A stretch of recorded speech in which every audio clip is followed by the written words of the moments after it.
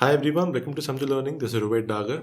इस वीडियो में एक बहुत ही इंपॉर्टेंट एस्पेक्ट को डिस्कस करते हैं। पिछले काफ़ी टाइम से मेरे पास बहुत सारे पेंडिंग ऐसी क्वेरीज हैं जिनके मुझे रिप्लाई करने हैं कि हमें यूपीएससी प्रिपरेशन में ब्रेक या ऑफ कब लेना चाहिए, छुट्टी कब लेनी चाहिए बीच बीच में, और क्या सही तरीका है। यहाँ पर बहुत सारी मिथ्स हैं, बहुत सारी कन्फ्यूजन्स हैं और बहुत सारी इन ऐसी कॉमन क्वेरीज को मैं इस वीडियो के थ्रू एड्रेस करना चाहता हूँ। मेरी छाती से भी एक बोझ उतर जाएगा कि सबको मैं एक बार एड्रेस करके ये वीडियो का लिंक ही दे दूंगा। देखो, कैटेगोरिकली हम देखेंगे कि ब्रेक लेने के तरीके क्या हो सकते हैं और आप मुझे कमेंट सेक्शन में बताना कि आपके लिए परफेक्ट तरीका क्या है। ये वो तरीके हैं जो कि मैंने पिछले कई सालों में अपने स्टूडेंट्स को सजेस्ट किए हैं और ऐसे काफ़ी सारे तरीके मैं आपको बताऊंगा जो कि स्टूडेंट्स ने मुझे सजेस्ट किए हैं कि हमारे लिए काफ़ी काम करता है और हमें इससे फ़ायदा होता है। देखो, ये ब्रेक और ऑफ की डेफिनेशन क्या है, लॉजिकल डेफिनेशन आप क्या दोगे। You need to have some time to do something else then your preparation to rejuvenate. और ये सम टाइम कैसे डिफाइन करोगे, हर किसी के लिए अलग अलग टाइम हो सकता है, ये समझना बहुत ज़रूरी है। आपको टॉपर्स बोलेंगे कि ऐसे करो, कोई फैकल्टी बोलेगा ऐसे करो, यहाँ पे कोई वन साइज फिट्स ऑल नहीं है। आपको अपना तरीका समझना ज़रूरी है। पहला एक तरीका इस सम टाइम को डिफाइन करने का ये हो सकता है, you could have some time every day doing something else. सभी को हम देखेंगे करके। दूसरा तरीका ये हो सकता है कि आप हफ्ते में एक दिन अपना ऑफ निकालो। तीसरा ये हो सकता है कि आप एक सब्जेक्ट या एक प्री डिफाइंड टारगेट को अचीव कर लो, उसके बाद 1 से 4 दिन 5 दिन छुट्टी ले लो और फिर आप नेक्स्ट सब्जेक्ट पे जंप ऑन करो। चौथा तरीका ये हो सकता है कि आप कुछ दिन या एक हफ्ता आप ऑफ ले रहे हो when you are feeling low. आपको लग रहा है कि नहीं हो पा रहा है या प्रिपरेशन में कुछ प्रॉब्लम आ रही है या वैसे भी मन नहीं कर रहा है, तो आप ऑफ लोगे। उसके बाद आप वापस अपने आप कॉन्फिडेंस अपना बूस्ट करके मोटिवेट होके प्रिपरेशन में जंप करोगे। पांचवा एक मिसलेनियस तरीका है, you could have an numbers of of days based on miscellaneous activities. कोई इमरजेंसी आ जाए या कहीं पे आपको जाना पड़े, उसके बेसिस पे एक अनएक्सपेक्टेड सडन ब्रेक आपको लेनी पड़ जाए। तो इन सभी को एक बार डिटेल में डिस्कस करते हैं। आप मुझे कमेंट सेक्शन में बताना कि आपके लिए क्या काम करता है। पहली चीज़, कुछ स्टूडेंट्स ऐसे होते हैं जो कि डेली अपना रूटीन बहुत ही फिक्स्ड रखते हैं। उनको पता है कि उनको डेली अपने हॉबीज़ के ऊपर कितना टाइम देना है या डेली उनको एक पर्टिकुलर एक्टिविटी पे कैसे काम करना है। पंक्चुअलिटी उनकी बहुत अच्छी होती है।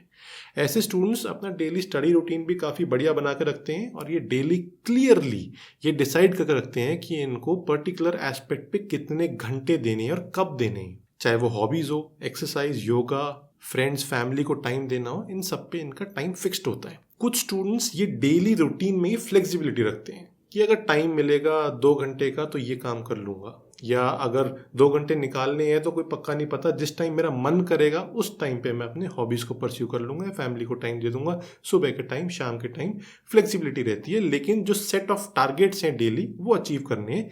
अब किस टाइम करने हैं दिन में, ये कोई फिक्स नहीं है। तो दो टाइप के लोग हैं, स्ट्रिक्ट पंक्चुअलिटी वाले, फ्लेक्सिबल पंक्चुअलिटी वाले, लेकिन डेली टारगेट्स अपने लेके चल रहे हैं। देखो, daily target requires a lot of punctuality और बहुत ही क्लैरिटी ऑफ थॉट चाहिए होती है। हर किसी को वो प्रिपरेशन की शुरुआत में नहीं मिल पाती है।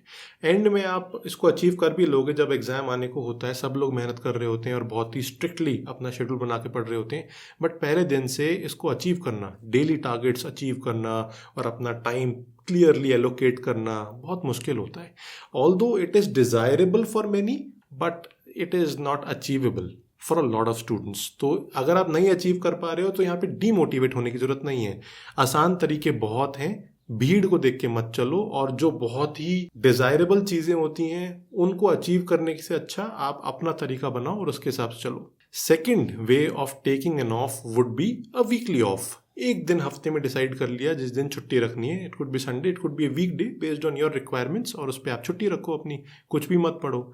तो यहाँ पर भी दो टाइप के लोग होते हैं। एक वो होते हैं जो कि पूरा दिन छुट्टी लेते हैं हफ्ते में और उस दिन किताब को देखते ही नहीं है। ये भी एक तरीका ठीक है, जैसा आपको फिट होता हो। दूसरा एक तरीका, कुछ स्टूडेंट सोचते हैं कि पंक्चुअलिटी अपनी बना के रखनी है या अपना फ्लो बना के रखना है, मोमेंटम रहना चाहिए, तो इसलिए वो जिस दिन ऑफ होता है उस दिन भी 1 घंटा थोड़ा सा न्यूज़पेपर देख लिया या हफ्ते की कुछ चीज़ें 1 घंटा रिवाइज कर ली, 1-1.5 घंटा ही पढ़ा, बाकी पूरा दिन अपना एंजॉय किया।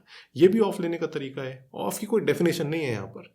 तीसरा तरीका वो है जहां पर आपको सब्जेक्ट कंप्लीट करने के बाद मन ऐसा करे कि 1 से 4 दिन या 5 दिन छुट्टी ले लेते हैं और यहाँ पर कुछ भी नहीं पढ़ेंगे। यहाँ पर भी दो टाइप के लोग हैं। कोई सब्जेक्ट कंप्लीट हो जाने के बाद या कोई set target, pre defined target achieve हो जाने के बाद वो 2-3 दिन की छुट्टी ले रहे हैं, रेजुविनेट करने के लिए कुछ भी नहीं पढ़ रहे हैं। दूसरे टाइप के लोग वो हैं जो कि इन 3-4 दिनों में उस सब्जेक्ट के थोड़े थोड़े क्वेश्चंस प्रैक्टिस कर रहे हैं, जो उन्होंने टारगेट अचीव किया उसको थोड़ा थोड़ा रिवाइज कर रहे हैं। ये ज़्यादा नहीं, 50 क्वेश्चन प्रैक्टिस कर लिए, 100 कर लिए, 1 से 1.5 घंटा डेली लगा लिया 4-5 दिन तक, और कुछ पढ़ा ही नहीं, बाकी दिन एंजॉय किया। फिर उसके बाद चौथे टाइप के ऐसे ऑफ लेने के तरीके आते हैं कि आप डीमोटिवेटेड फील कर रहे हो, लो फील कर रहे हो, irrespective of you falling in the first 3 categories. ऐसा भी हो सकता है कि आप सब कुछ अच्छे से कर रहे हो लेकिन डीमोटिवेटेड फील कर रहे हो और आपको नहीं लग रहा है कि यार प्रिपरेशन सही तरीके से जा रही है, और अपने आप को सेल्फ मोटिवेट करने के लिए, अपना कॉन्फिडेंस वापस लेके आने के लिए 3-4 दिन लग रहे हैं। उन 3-4 दिन में आप ऑफ लेना चाह नहीं रहे थे लेकिन पढ़ाई ठीक से हो नहीं पाई, तो वो एक तरीके का ऑफ ही हुआ आपके लिए। तो इस बफर जोन को भी लेके चलना ज़रूरी है, कुछ भी हो सकता है। अब यहाँ पर कोई pre defined number of days भी नहीं है जिसमें आपका मोटिवेशन वापस बन जाएगा, कॉन्फिडेंस वापस आ जाएगा। इट कुड बी 2 days और 1 day और एन आवर, और it could be a week, 7 days।